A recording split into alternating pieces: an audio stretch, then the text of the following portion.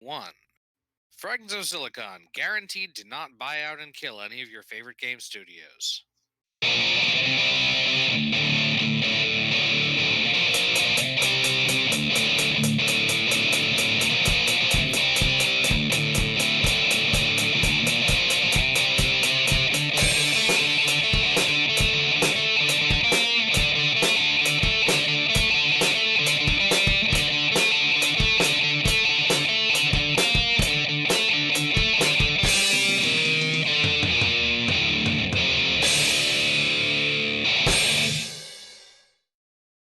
All right, welcome to another installment of Fragments of Silicon.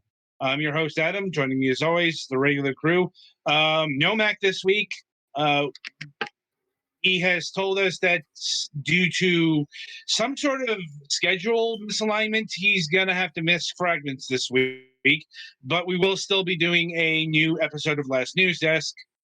So, with that in mind, let's get to the news. Twilight, why don't you start us off this week?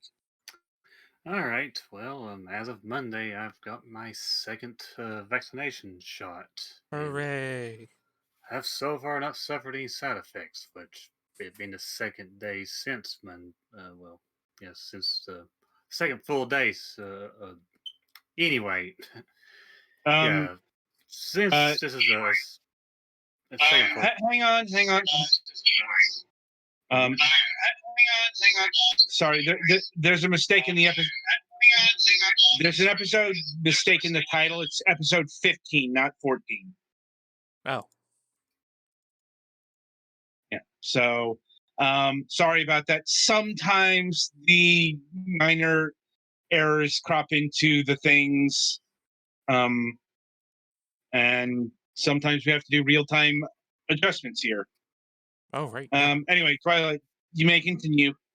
All right. Well, anyway, I haven't had any side effects, and I'm assuming at this point I'm good. And in about 2 weeks' time, I'll be considered fully vaccinated. And yeah, then just gotta wait the rest of this whole pandemic thing to play out. And yeah, so I did my part. And well, this celebrated Easter with my family this past Sunday, and that went pretty well.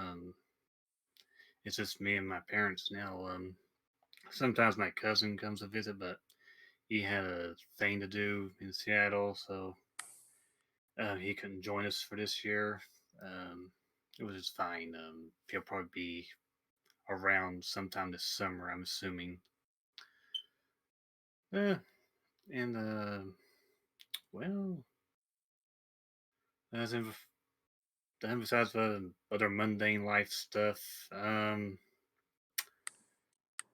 for gaming news, me, Mac, and Kara continue with the Overwatch sessions on Monday, and uh, getting better with the game. Still learning how to be a walking tank and and a better healer as well. Not usually my sort of thing, but I can adapt. And yeah, I got my game for this week, and that's it. All right. Let's see. Petty, why don't you go? Um, well, the biggest thing is I got a new modem and router combo Sunday. So yeah, that's fun. Not I've been having much less dropped frame issues and stuff because, we don't have a modem and router that's dying anymore. Hmm. Mm-hmm. And also, we now no longer have any Wi-Fi dead spots in the house. So, yay. Now are these your Yes, we own modem them. and router? Okay. We don't rent these. God. And I'm yeah. like, Also, I decided to buy the both fighter packs for Super Smash Bros. Ultimate. So everybody is here, including who's not here yet. Well, not yet. We're still waiting for a couple, but yeah. Yeah. mhm. and also been messing around with Game Pass now that I have more stable internet on my phone. And yeah, it's not bad when you have decent internet. And I All right. think that's it from me. All right. Galax, it's your go. Not too much going on around here. I've actually been feeling slightly under the weather, but I think it's probably nothing, and it's nothing serious. It's just been making me cough a little bit, and my stomach's been a little bit uncomfortable, but probably not COVID. My sense of taste seems to be fine and everything. Hmm. I have not been able to get a vaccine yet. Maine, just like last week, bumped the schedule up to today for people above 16. So I'm trying to do that, but I have not successfully found an appointment yet. Jeez. All right. Anything else?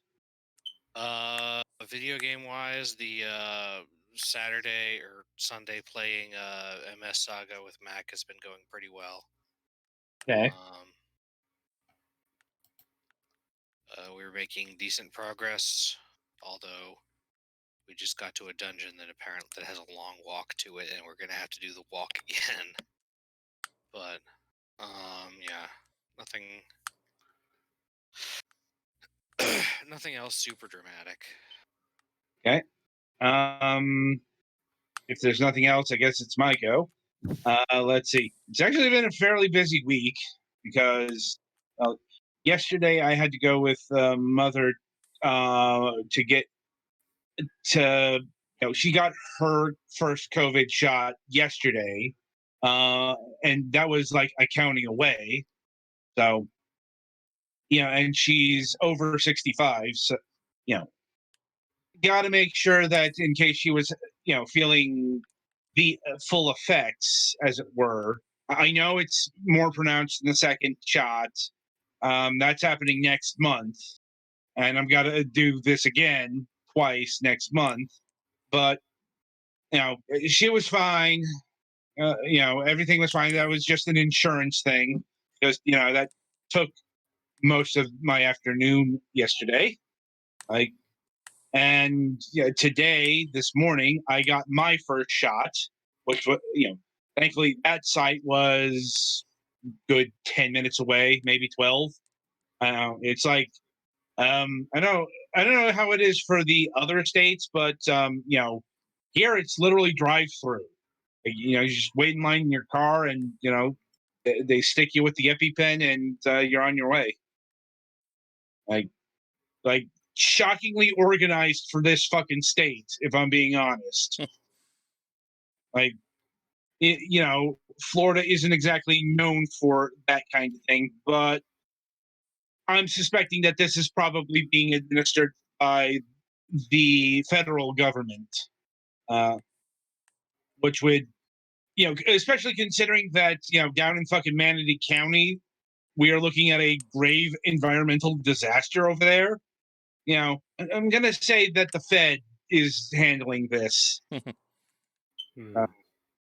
Um, Also today, I got my stimulus money as expected.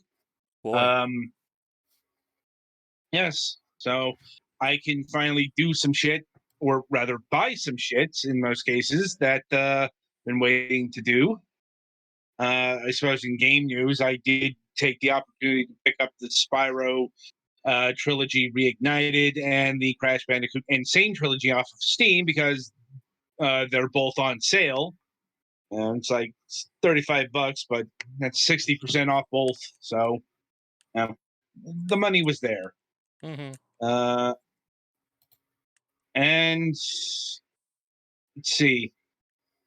I guess to give a bit of Max news here, he's been testing the relaunch of the Up Late with Mace program.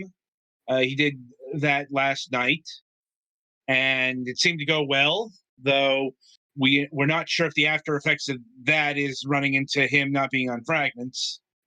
He'll tell us on last news desk. That's a lot of shows to keep track of. Anyway, so that's the news as it is this week. So merrily we shall roll along to the interview portion of the broadcast. And joining us this week is Josiah Tull of Josiah Tull Games. Hi, that's me. Yes. How are you today?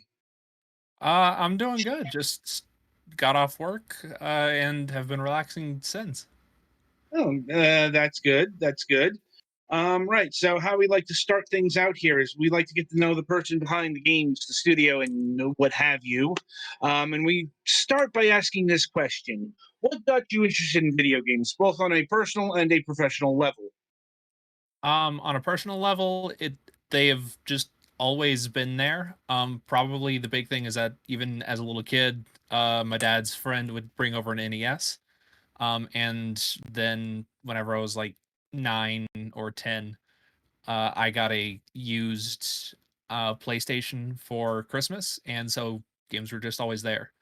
In around early high school is whenever like I became aware that there's engines and there's things that you can use to make these. And by that time, Game Maker Studio was ridiculously cheap and on Steam. And so junior senior year, I started just making random stuff. Uh huh. What were some of those experiments? Like, I know they were random, but what did they end up being? Anything? Um, as far as games, no. They ended up being a lot of prototypes, a lot of getting the basic mechanics of different genres down, and some very fun things in that I did I ended up not actually going and pursuing games long in college. I went into fine arts instead. I made some multimedia video stuff, taking scanned paper, putting them into Game Maker, using the particle systems to create effects, and then using those procedural effects on video displays. And I also did PowerPoints for a little while using Game Maker, specifically because I didn't have PowerPoint, and it was before everyone was just using Google Docs and Sheets and all that. So I just hard coded PowerPoint presentations for my freshman year of college. I'm like, that is impressive. Like, Uh, I can headbutt a wall. I'm very good at it. Head very hard. uh, I can't dispute that in the face of hard coding a PowerPoint program in Game Maker. It was less hard coding the program. It was more just using the hello world, typing out strings and then using the arrow keys to move between rooms that just had different words on them. Like on one of them I even wanted to show off I know how to make video games. So instead of I thought it would be cute to have a little guy running across the bottom of the screen that could run around and jump to Uh-huh. go between rooms. Turns out having to walk across the length of a screen to be able to Uh, go between frames in a PowerPoint presentation kind of slows down the process. mm, I'm guessing that's why it's not done all that often. I can't say it's without Oh precedent yeah, in the video game industry because I still remember that one Sony E3 where they used Little Big Planet to explain their business that year. that is true. Okay, I think I've seen older VODs of that. Yeah. Um. Anyway, so what made you Boomerang come around? Give this whole video game development thing a second try. It really was just kind of a feeling of I like making art, I like coding, I like all these different things. Video games are multimedia, and I also put way too much time into them. So it was just kind of I just drifted back. I tried to do the working world for a long time. I'm still doing the working world, but now in my spare time, video games are kind of the thing that lets me define myself in a way that isn't data entry and call center work. So that's really it. It's a fair reason, I think. Like, not that I'm not sure if there's a really unfair reason to get into video game development. Like, but you know, games are. I know the development process is never easy, but it's a lot easier to do now than it was in times past. Oh yeah, And, and people love games, and the video games fail in ways that are more interesting than basically any other art form of craft expression. I mean, I guess the only thing that can fail more spectacularly is like chainsaw art, like sculptures. yeah, that might have some spectacular failures. Like, like once you really, uh, like, yeah, I'm just kind of lost for words here, since that's a jump from video games chainsaw art. Yeah, I will say, at the very least, there's a lot less um concern about lost limbs here. Like, Only slightly. y'all haven't seen my keyboard. When I say tactile switches, I mean tactile. fair. Okay, and so did you start out with the idea of developing Utopia process, or did you prototype your way to the concept that we're seeing on screen right now? I absolutely prototype my way there. Like this is the most boring, dumb inside baseball reason for a video game to end up existing. But I was Mm-hmm. thinking about the way that aspect ratio played into a gameplay, uh, in a lot of older and in a lot of 2D games. Like if you go and play arcade cabinets, they are usually either vertical or kind of a square aspect ratio, and that really affects how you do things. But Mm-hmm. and this is something that a lot of people know. Vlambeer has done talks on it, and since they are kind of the big indie people who use Game Maker, I thought about it a lot. And Mm-hmm. you play these games that are in 4x3, and it's like, yeah, it absolutely affects the design. It helps a lot, but it doesn't feel good having a game in 4x3 on a 16:9 monitor. And so I literally started trying to make arcade games for a 16:9 aspect ratio. Almost the exact moment that computers started going back to 4x3 aspect ratios. I'm like, um, are they? Like, I A gotta lot admit, I'm of not A too. designer lot of displays are. laptops, yeah, designer displays, laptops, Surface series of like two-in-ones. So basically, the things that people actually carry around and work on that isn't the enthusiast market. Yeah, lots. Like, I'm wondering what the reason is to towards that, since you Some know, form factor, some maybe just the multiples of the numbers line up again well. I guess, but it's just everything has been widescreen for what, going on 15 years. So it's a bit jarring to go back to the squared rectangle, at least in my estimation. But I guess you know different strokes for different folks. I can Um, say at least in like the illustration and art world, it feels less cramped. That may just be because everyone's trained on paper that's in 4x3. Like that's yeah. Plus it has Approximately. the thing. Yeah. Plus you can like fit an A4 size office paper and then have things off to the side on a 4x3, and it feels real nice. yeah, and I gotta admit, like, I'm trying to figure out why there'd be a reason for new video games to go for 4x3 if they're not shooting for those particular displays. Because like on a PC, yeah, 4x3s haven't been the standard since the mid 2000s. Oh, Absolutely. A lot of it is in how like things are coded.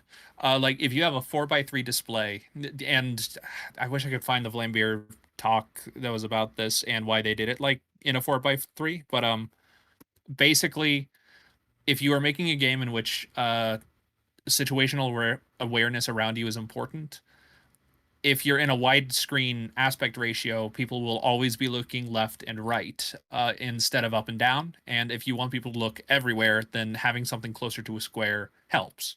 This is doubly important whenever you start programming AI because you don't want people shooting from off of the screen. That means any Right. enemy coming from, say, the top or the bottom is going to have way less, is going to just jump out at you and start doing things while ones from the sides don't. So AI programming in 2D games it really affects. Once you get into 3D, it's not nearly as big of a deal. But 2D games it definitely has a lot to go off of. Right. I suppose we should also mention that it's not just aspect ratio; it's orientation. Because when they talk about Absolutely. orientation and aspect ratio going back, arcade cabinets. As you guys, a lot of shmups, a lot of arcades in general had very vertically oriented monitors. And then you get So they weird got and they get weird things like Darius that like some of those games had like literally 3 horizontal monitors next to each other. Oh, that sounds that was just incredible. yeah, that was just being on the cutting edge. Considering how many like PC people have 3 monitors, or they just get the ultra wide instead. Hello. Well, yeah, and they used it for having like giant freaking bosses that take up like the entire width of a monitor. Right, right. Yeah, I'm just saying that when it comes to arcade shooters, it was more about that vertical space because more shmups were vertical than horizontal. Um, Not all of them, but yeah. So I suppose the question to all this aspect ratio stuff is: did you find the whole process to be a good lesson in that particular area? Uh, I feel so. Like I was able to get a few really interesting prototypes out of it. One of them even turned into a retail game, as y'all have seen. But Hmm. it it's really nice being able to design and know exactly where things are going to be on the screen. Like it's comforting. uh, that's good. That's good. And was moving forward a bit here. So, what part of the utopia process here um, made it so compelling in prototype phase that you decided to turn it into a commercial game? Um, it was something that was kind of stewing with me for a long time. Like my oldest gaming memory is Galaga, so I knew I wanted to make a shmup. And so whenever I had a prototype in which you're using 2 ships at once, a little just click went off in my brain. And then there was the moment in which I gave the player 3 lives, but then there's 4 cities, and I just went, "Oh, there's story there. There's someone left over after the 3 lives."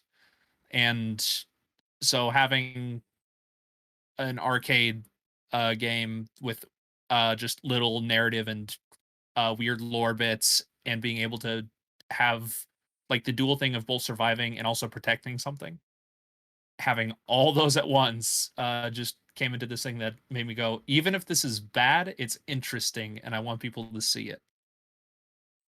Okay. And what's the lore behind Utopia Process? Uh the whole idea is that it's kind of a water world thing. There's 4 major cities. Things are attacking the cities, and it's not deep lore. But it's meant to kind of get across the vibe of you are protecting these last bastions of humanity, and they are wasting your efforts. Uh, that's why none of the ending text is happy. And the lore is basically they were trying to fight climate change, and instead of just like cutting carbon emissions and doing the work, they had some going through the process of making a better world, the utopia process. They tried to do some weird thing and created a bunch of monsters. Now humanity is driven into like these last 4 cities, and you are there to protect them, and whoever survives gets to have the next bad decision. Like, oh, that's existentially crippling. It wasn't going to be as depressing, but I started development at the beginning of 2020. Oh So, no. That explains a lot. Many things. yeah, my positivity just it wasn't high. It got worse. That describes 2020 in a nutshell. Like, Yeah. Sitting by, doing everything you can to help others and keep people safe, watching people with way more control and power than you just constantly fuck up. yeah, Uh, we all lived through 2020, except for those who didn't. It was That yeah. was dark. That was my grandmother, Aw. and yeah, oh it was so a lot of it was originally going to be 10 endings, and if you were able to survive long enough, then something positive would happen, and that feature got cut shortly after she died. So yeah. yeah, that makes sense. Uh, So and there's the bummer. That's the last one, I promise. hopefully, so where did the idea to control two ships come from? Uh, Once again, this is a very dumb place to get uh the idea from, but I wanted to make as simple of a control scheme as possible where every interaction you did something. So like left needed to do something, right needed to do something, and then shoot needed to do something. But then I thought, what about not left and not right? And what about left and right at the same time? That's not something that you can do with an arcade stick. It's something that actually works really well with a keyboard since you could do left and right at once. And I just Right. thought, there you go, two at once. Now I you're mean, covering more distance and you have control of the 16:9 aspect ratio. you could probably do that with two arcade sticks. Get a Robotron set up there. Absolutely. But then people would try to move them both in at the same time, Right. which could also be really cool because you could speed them up. But yeah. Like, so how long did it take you to make the entirety of Utopia process here? Too long. I made the game at too large of a pixel density, meaning that all the art took way longer than expected. Hmm. I was working full time. I still am working full time, but I was working full time then too. It's more funny when Mitch Hedberg said it. But so I'd say probably 5 to 10 hours a week for a year. It's a game that took 2 months within a year. Like, uh, yeah, that doesn't surprise me at all. Given that you had full time commitments on top of this, like, Yeah, and it's a common refrain on our program. Like video games, even the seemingly simple ones, because on balance, this is a very simple arcade style game, can take a long time due to circumstances. Like, I, absolutely. I do want to be clear. One of the circumstances is I had no idea what I was doing. This is the first finished project I've made. So like, I mean, that in and of itself is an accomplishment. yeah, Because that's another aspect of video game development and design, all the prototyping, all of the stuff that doesn't make it, and so on and so forth. Like, so, it is an accomplishment. And I suppose another question is, what made you decide to make this a fully commercial product instead of just like freeware? I wanted to learn how to use the storefronts. Like that is one of the big reasons. That and also I was taking a year, so I was gonna get something out of this. But more than that, it was to learn the storefronts, and I learned some very important stuff when it comes to actually putting it out there. Uh, But yeah, Well, I suppose the question that beckons is, what lessons were learned in terms of the storefronts? fuck Steam. Like, You gotta pay $100 for them to give you headaches. Like Itch.io, you upload the game, You can set how much you want to give them. I think I have mine at 15%, so a little bit more than the minimum. Mhm. You just do what you need to get it out there. Uh, if you want to do a sale, you can just do it on a moment's notice, and you can make your store look nice. Steam is like you have to first pay them, then get approved, then go through just so much work. And then there's this trap where you're like thinking, if I can get enough people to wish list this and do this, this becomes passive income. And you end up Uh-huh. advertising Steam more than you do your own game. So I think Steam Uh, Steam is definitely important. I'm mostly ranting here, but it's very much, if you are making a small game, avoid Steam at first. Focus more on itch, on Humble, on things like that. Until you're ready to do like a multi-platform release, you don't really need to do Steam. like that's some interesting advice. It's been a while Yeah. since we've heard it since, yeah, let's just say Steam is the usual destination for even like small fish, because it's the biggest storefront around. And if you think that's a pain, the other guys are even more of a pain. Oh Um, yeah. But that's the thing, is that like, even though Steam is the big guy, I had an easier time showing normies, non-gamers, all them itch.io than I did Steam. It's a thing that I learned very quickly. Like, because a lot of the touchstones for this are old arcade games and arcade cabinets. mhm. Like, you show them Gears of War or you show them Half-Life Alyx or something, it looks like a magic trick. You show them Utopia Process, they go, "Oh, it's Missile Command. You made Missile Command," and so they get it. And then you show them where to get it, and it's like, my coworkers, despite a lot of them being 40 and 50 years old, know how to unzip a file and install it on a computer, because I work in a call center where we do that all the time. Downloading a launcher and creating an account and doing all that is really, really hard for them. While itch.io is actually easier for non-gamers, in what I have at least seen. Like, that's good to know. Like, don't get a lot of talk about itch.io on the program. Like, surprisingly so, considering, like, yeah, we've had a fair amount of people who use itch, but it always comes back to Steam. Steam is still definitely very important. I have made more money on Steam than I have on itch, but I've had way more downloads. I've been able to do some fun stuff on itch. Uh, it's itch is becoming more important. And really, the defining feature of Steam that makes it so much better are the discoverability features. Things like wish lists, things like having the algorithm that shows your game to random people. But if you're not making something big enough to get blessed by the algorithm gods, then it's probably not worth the $100. So, like, you Uh, need to get a following before you go to Steam. You need to bring well, your following to them and then pay them.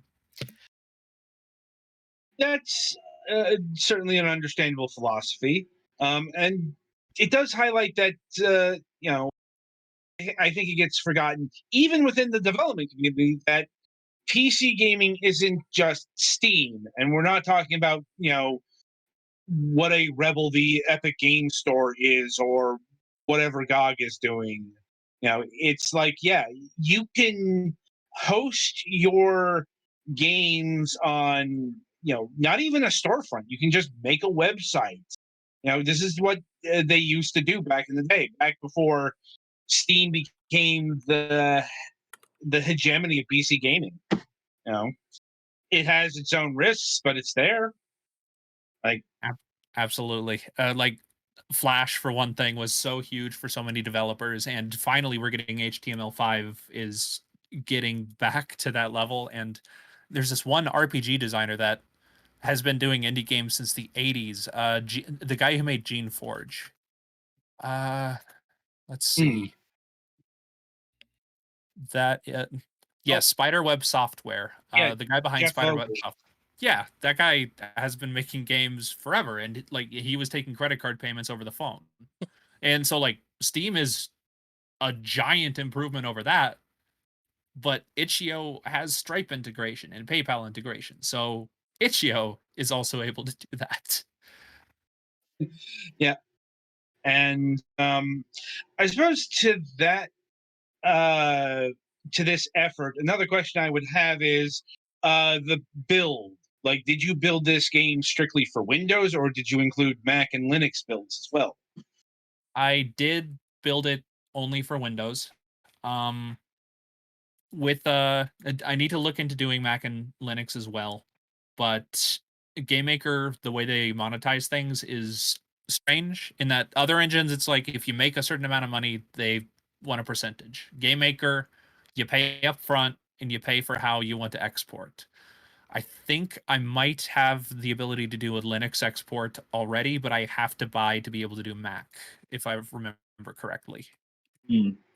Like, and I'm guessing that's a thing that will happen at some point, since exporting to the other computer systems might be important.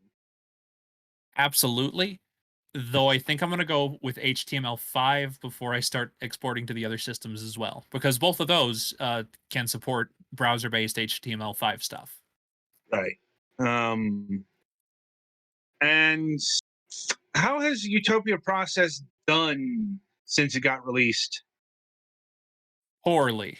A lot of the a lot of the fuck Steam sentiment is the fact that um I have not made the $100 back.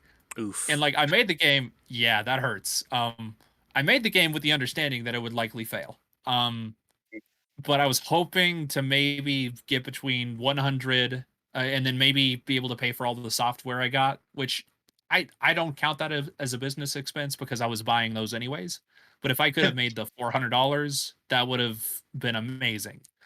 We're about 3 weeks in, and I'm at about 60, with a solid half of that coming from Itch.io. And I've gotten significantly less sales on Itch.io, but the kind of people that go on Itch.io, they see a price tag that's like under $4. No, and they throw 5 or 10. And so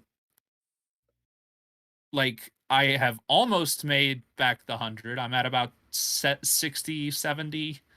Depends on how much disappears with the cut that the different stores take. I but yeah, it's not making back the 100 hurt. That's unfortunate.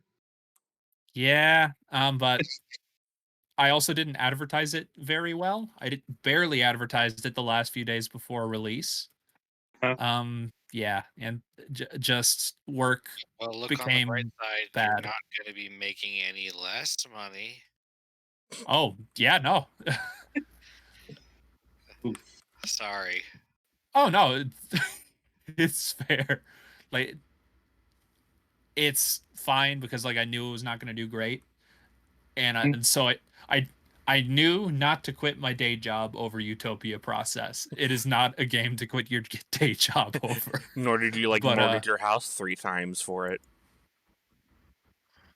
oh, Yeah. God, I wish I had a house. Also fair, Or yeah. yeah, or having to flee to Egypt in order to develop your game. Oh, who did that? That sounds fun. That's exciting. I live in a shed. Oh God. I I'm believe like, they specifically said, "Do not do this" in their article about doing it. But no, that means no, that that's they what they have the said to ability to us. fly. I want to travel. It's been a year. There's a story behind that. It involves the CIA. Fantastic. That was your last Friday show, by the way. Yeah. So that's in I'm the, go.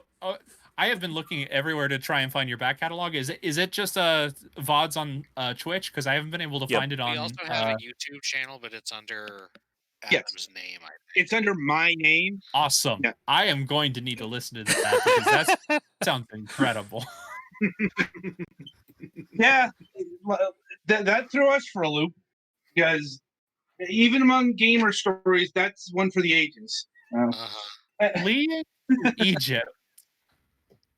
Yeah, like you know, he just wanted to apparently quit full time to make his dream game, which was a strategy RPG, But and yeah, you know, it's a whole but, thing that's documented there.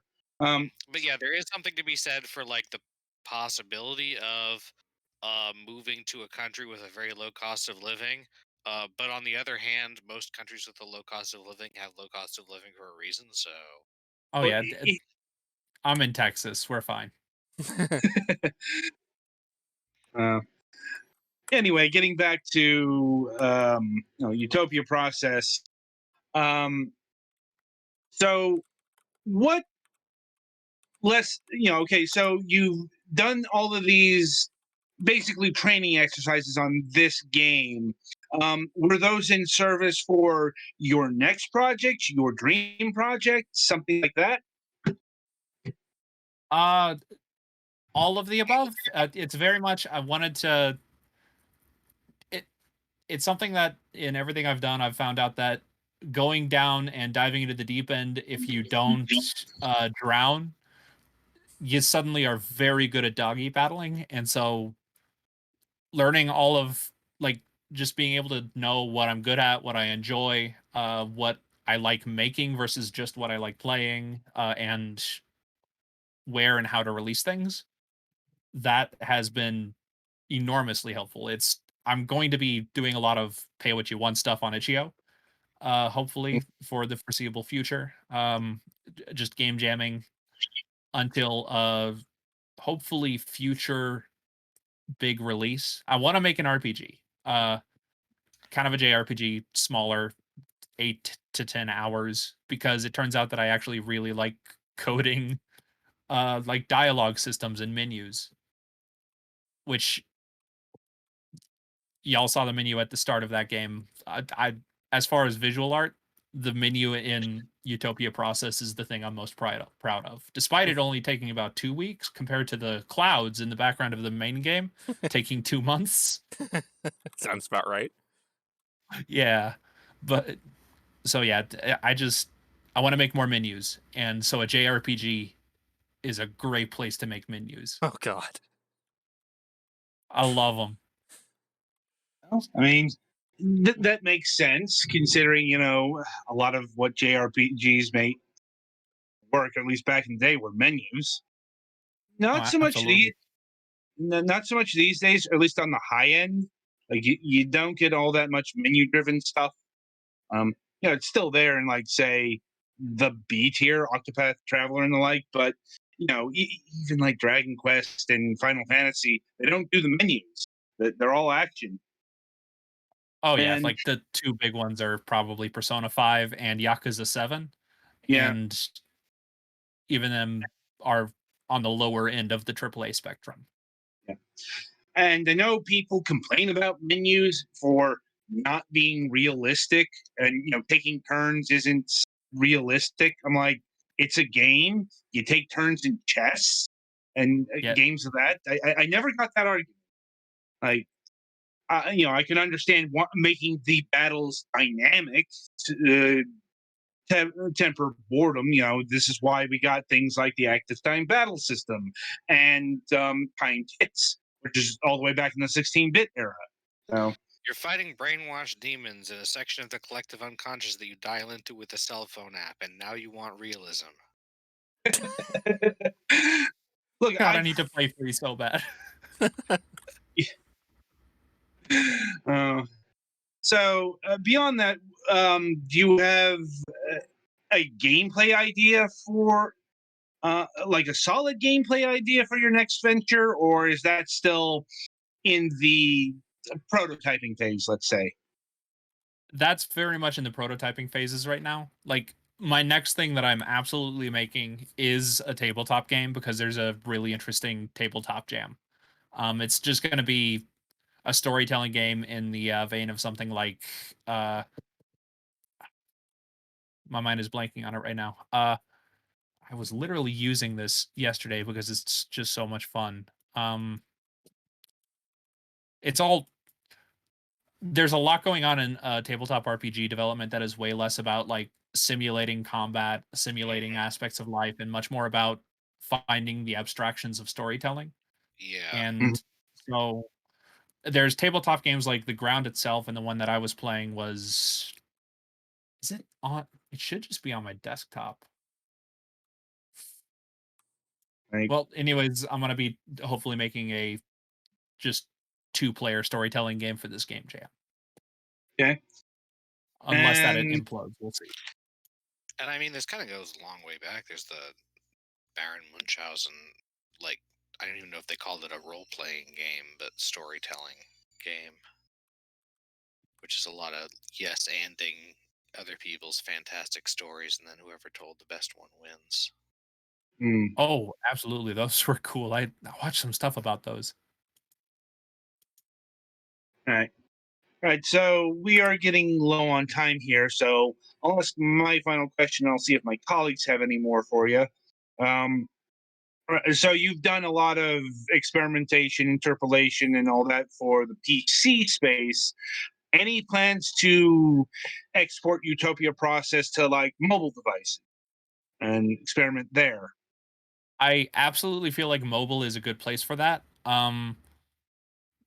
I kind of want to, but um, each mobile platform is kind of a nightmare to support in their own rights.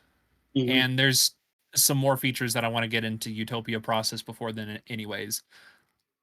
Like I want a better tutorial. Like that little uh section in the menu is just not enough. So like I need to get the game to a better place on PC itself, where I'm not changing the core gameplay. The core gameplay, warts and all, is done, but just some of the surrounding stuff. I want to be able to get a better system so you at least have 10 of your highest scores instead of just your highest score. And once all of that is done, hopefully around June, I might think about getting the exporter that allows me to do Android and iPad and iDevices. Right. And right. So anyone else have any more questions here? I think I'm good. I'm good. I think I'm good. The game looks pretty fun. Okay. Mhm. Maybe a little bit Okay. depressing, but fun. Oh, Cool. don't worry. The music is all 120 beats per minute, 4 on the floor dance music. It's fine. Right. So the game is Utopia Process. Um, it's currently available on Steam and itch.io for $3.15. Um, and be sure to pick it up today. Josiah, I want to thank you for taking time out of your schedule and being with us here today. Um, I've enjoyed what I've not put a bunch of time. It's a small arcade game, but I enjoyed what I've played. It's quite difficult, quite old Y- school, Yeah, and sorry about that. it's fine. It's very keeping in with something that would have come out in 1981. Like, anyway, so maybe we'll have you back on the program when your next, like full-on project is ready to be talked about. Well, then, Petty, play us to the next segment.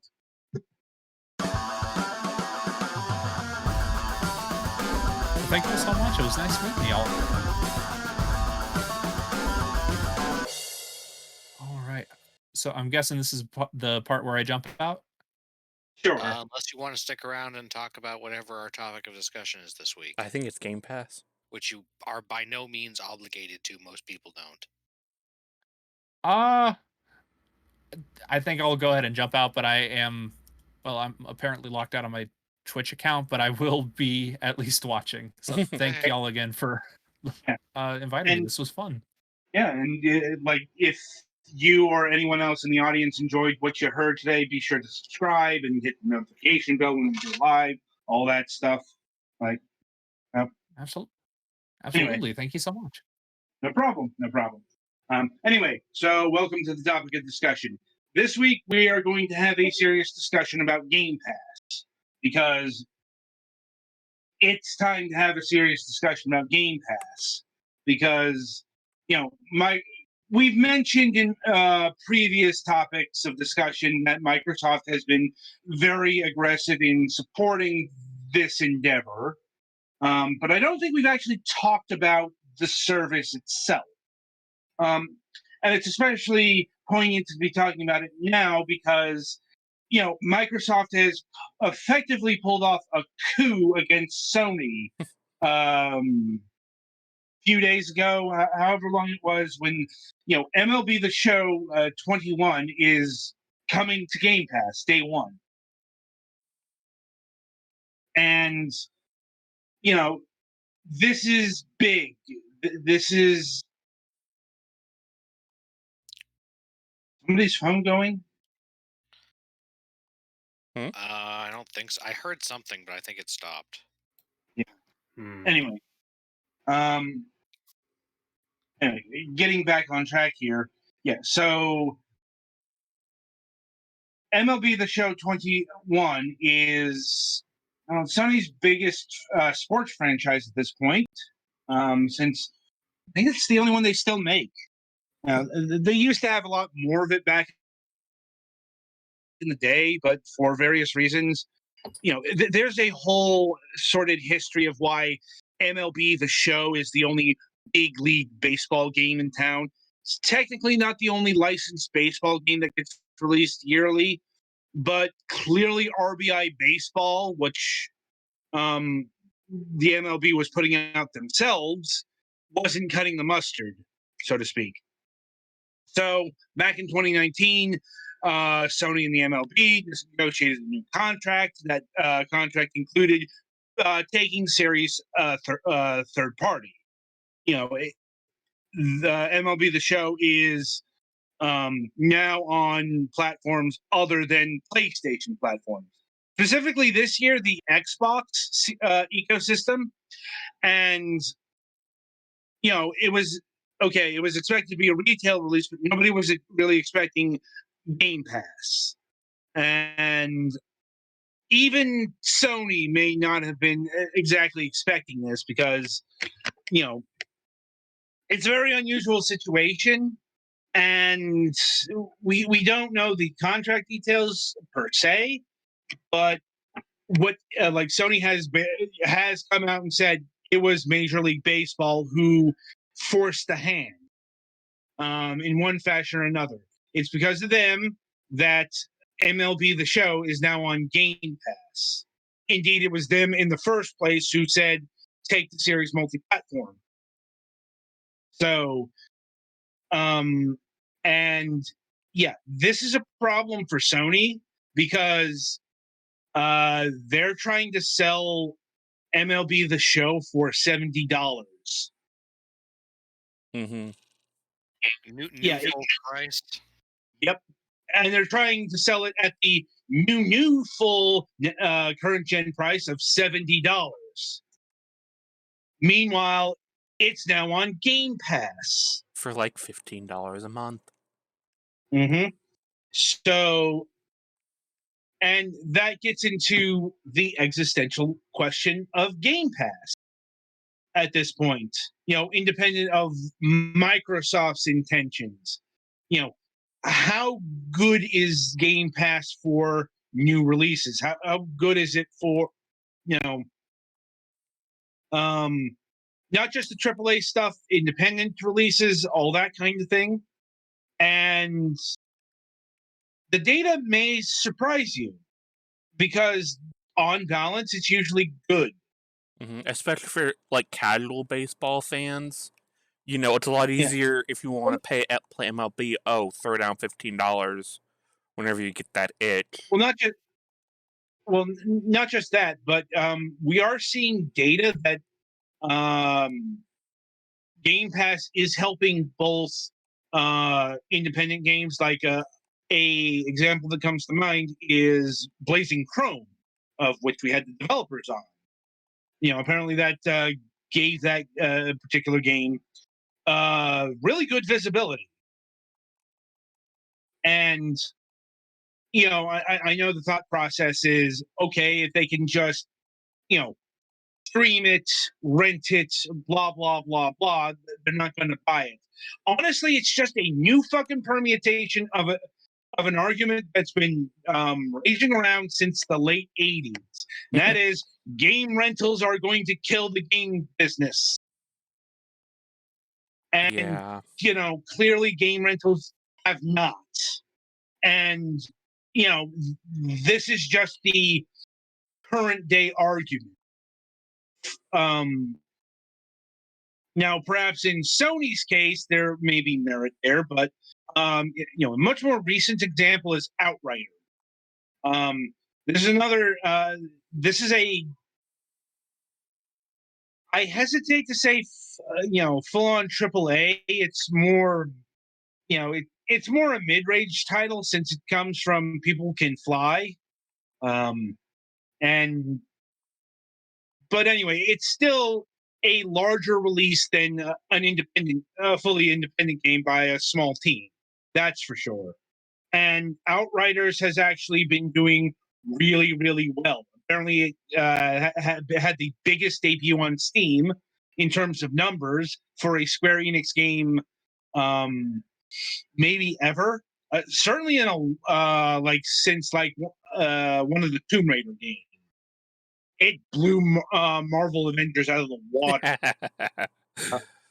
Oh, that's so sad. And that's being that's being talked up to appearing on Game Pass and appearing on and having a demo, an actual demo.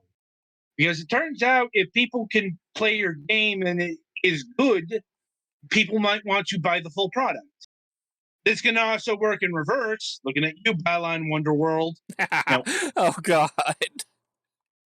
Well, good God, that game has been thrashed and just sank like a stone since that demo.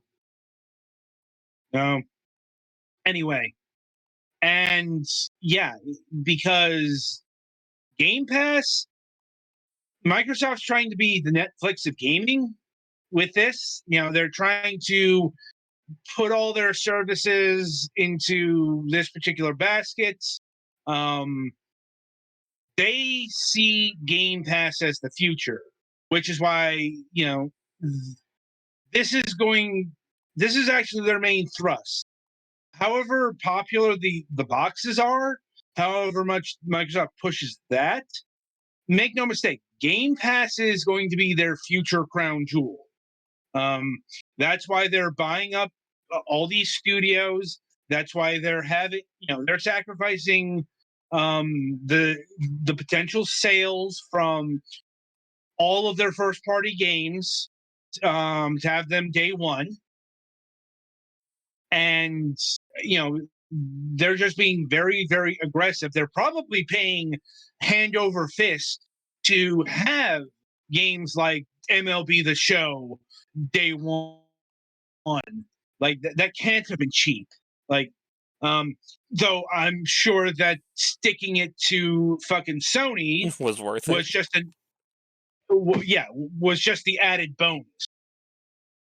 And how long the show remains on Game Pass is another question, because that's kind of that's another rub with streaming, unless we're talking about say Disney Plus or HBO Max, like anything where the company that's providing the streaming service actually owns the content. Like Netflix or Hulu or anything that runs third-party content. That third-party content isn't going to stick around. It's only for a matter of time. And indeed, the contract terms can be quite short. Like Grand Theft Auto 5 is being re-added to Game Pass this month. The thing is, the last time it was on Game Pass, it was for 4 months. Red Dead Redemption 2 also had that contract. It was only there for 4 months. So one of the downsides of investing in Game Pass, it's not unless it's something that's owned by Microsoft, you do run the risk of the game disappearing. And, it can be understandable why you might be hesitant to invest in. And I'm not talking about so much a monetary, but you still invest time in these things.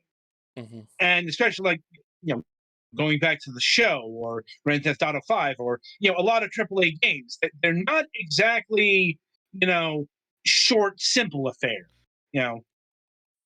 They're meant to invest a lot of time, especially so if they're gas, of which there are on the service. Like I want to say Destiny 2's there. Yeah, it is. Well, I mean, we're Yeah. talking about a sports game. Right. We are talking about a sports game, and Sorry, that was a veiled reference to the fact that most sports games are as a service these days. well, yes, and I think that was the main, one of the main thrusts that the Major League Baseball had in expanding the show to other platforms. They want to get in on that sweet microtransaction money. Like Indeed. that being said, yeah, I also wouldn't invest in microtransactions should they exist for a Game Pass game that isn't owned by Microsoft. Because once again, Sea of Thieves probably not disappearing off of Game Pass. Destiny 2, that can absolutely vanish off of Game Pass unless Microsoft buys Bungie. So like, hey, it's happened before. well, yeah, they own Bungie back right, in they owned Bungie and then got rid of it. Well, it's more they managed to secure their release. It was a whole thing. Point is, Game Pass has its ups, it has its downs. It's not going to replace digital storefronts or physical media any more than Netflix replaced those things. Yeah, it's kind of where the main mind space in terms of releases and content and all that. But you can still buy shit off of Amazon, either off of a disc or a digital download. Those didn't go away. Worth keeping in mind. If anything, there's more concerned about the stuff that's tied to Netflix that doesn't have a physical release, because if that goes, who saves it? Anyway, and yeah, Unless you have a backup of like the entire Netflix. Right, which is possible. They do allow you to download stuff. Anyway, now as far as Game Pass, it's been running for about 4 years now? Something like that. And certainly made strides. It's probably still many years away from being ready for prime time. Like, I mean, clearly even Microsoft feels that way, since their emphasis is still on the Xbox Series X and all that. But you can definitely see that Microsoft is making this much more of a centerpiece than in years prior. For fuck's sakes, I'm already sick of seeing the Bethesda on Game Pass advertisement.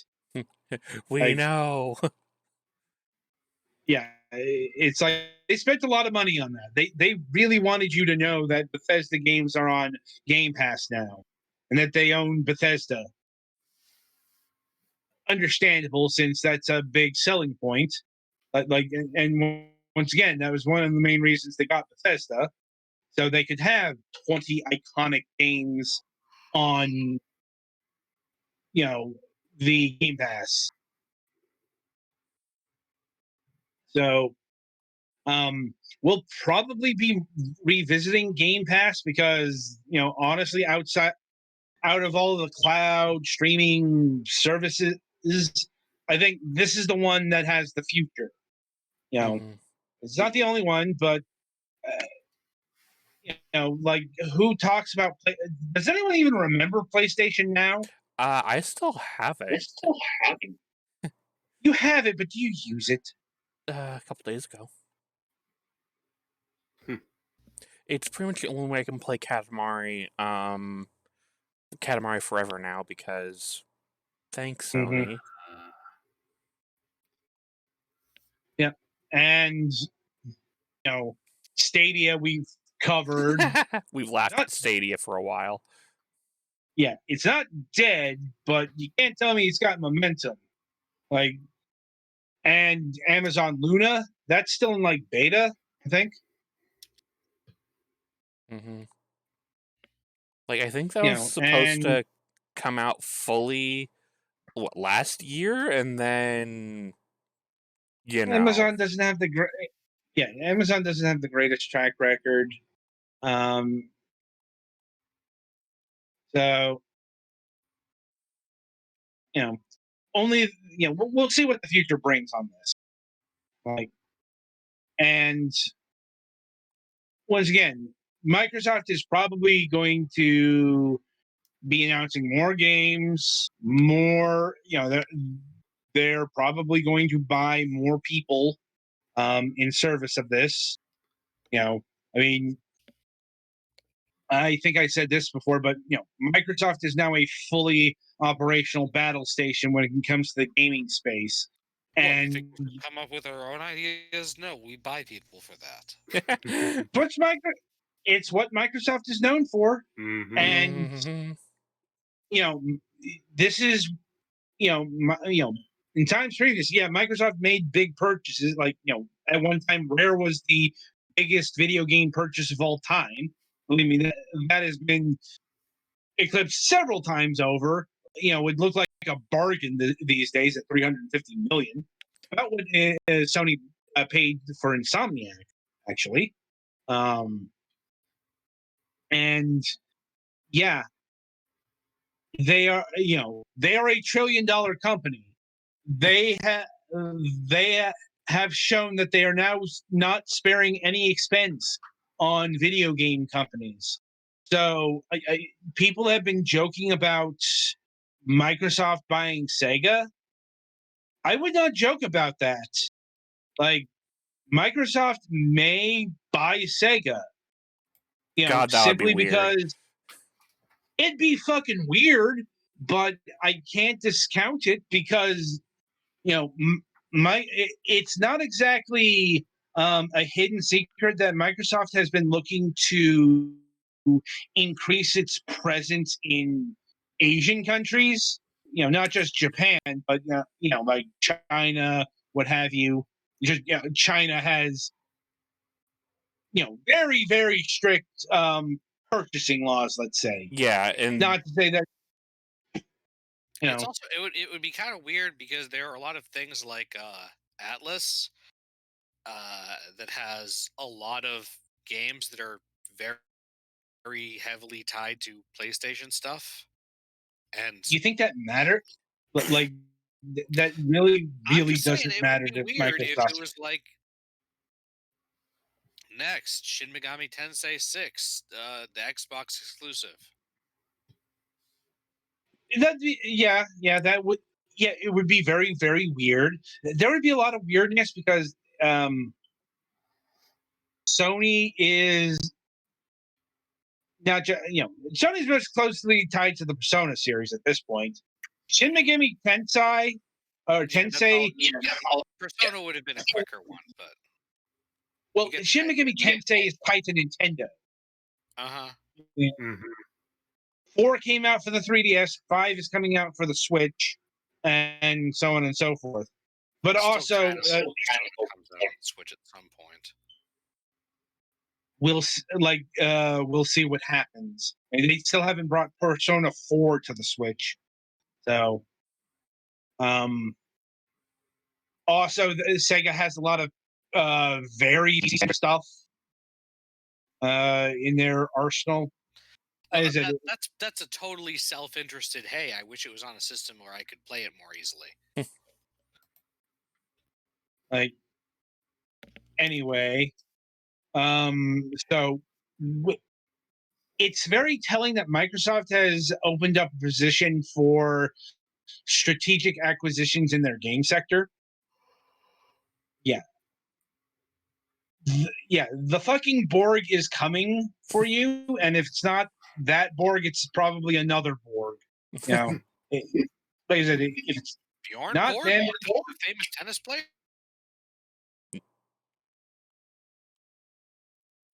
Okay, then. Here. they've been buying up companies left and right. So is Bjorn Borg. He is a Swedish man. Yeah. Yes. Anyway, Sorry, it was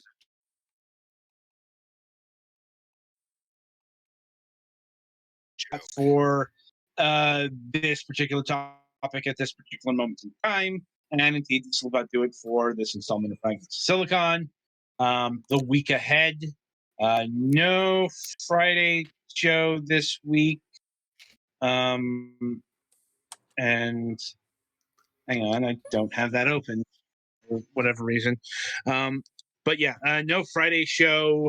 You know, it is my mother's 70th birthday, so that was always going to take precedence, especially in the morning. We will be having a new episode of Last News Desk on the Left.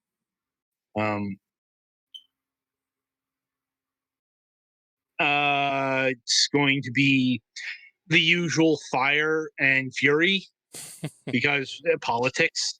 Mm-hmm. Sorry, I don't know why my notes were closed. Just got to get to the right page.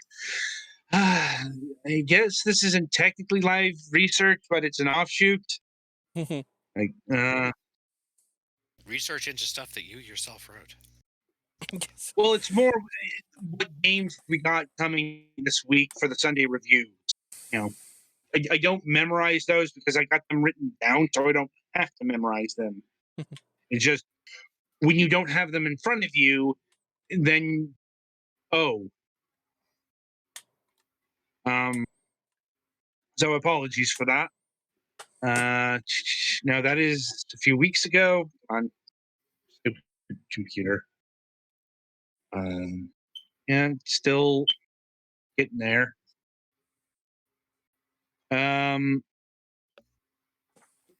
Let's see. We got reviews for Space Otter Charlie, which we did an interview previously with QAG about. So if you want to go if you want to go know more about that game, go watch that interview. We got Petty, who's going to be covering Glam. This is a single screen platformer that clearly wants, but let's just say it's nowhere near as good. Played it for about 15 minutes and I got bored. Alex, you'll be covering Vault of the Void, which is a card game. Yep. And Twilight, you have Airport Tycoon, or sorry, Airport CEO. Yeah. They Which call is it different Airport from a CEO. tycoon in that it's spelled differently using different letters. That's about the sum of it from what I've seen. It's a tycoon game. They just didn't call it Tycoon because there's probably already a game called Airport Tycoon, like that came out in like 2000. Yeah, it probably came out in like 2003. I just remember, you know, the early to mid 2000s just being absolutely fucking flooded with tycoon games. So that's what's on tap for Sunday. And until about 15 minutes from now, we shall wish you good gaming.